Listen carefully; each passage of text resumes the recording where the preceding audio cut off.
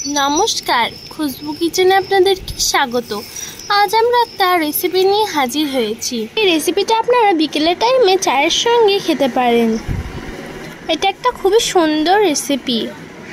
আপনারা এটাকে বাদামের পকোড়াও বলতে পারেন। এটা খেতে খুবই সুন্দর, এটা বানানো খুবই সহজ।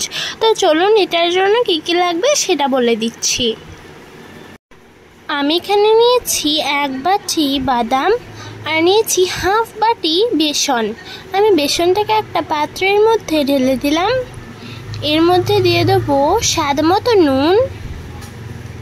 এরপর আমি এর মধ্যে অ্যাড করব বেকিং পাউডার 1 চামচ। দিয়ে দিয়েছি 1 চামচ লঙ্কার গুঁড়ো, দিয়ে দেবো 1 চামচ জিরে গুঁড়ো, দিয়ে দেবো মিট মশলা, দিয়ে দেবো লেবু, আর এর মধ্যে দিয়ে দেবো বাদামগুলোকে নেচা মাখিয়ে নেব। এর আমি কিছুটা পরিমাণ জল দেব,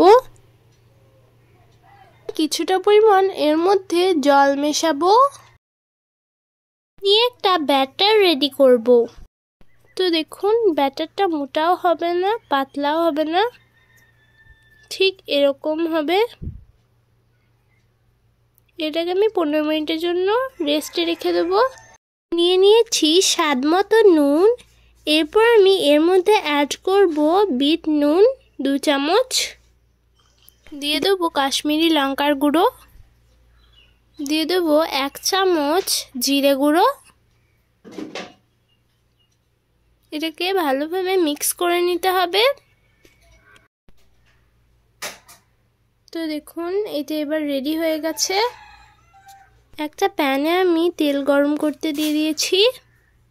তো দেখুন আমার 15 মিনিট হয়ে গেছে।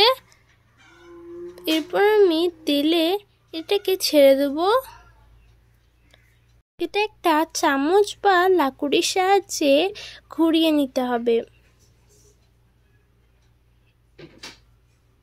তো দেখুন আমি এরকমভাবে ঘুরিয়ে নিচ্ছি।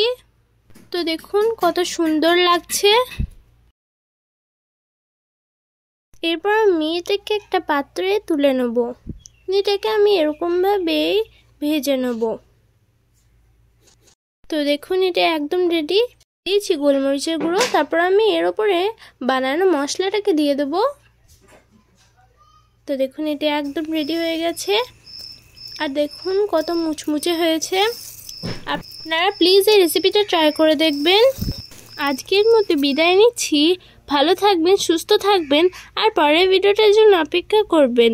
লাইক, কমেন্ট, শেয়ার করে দেবেন।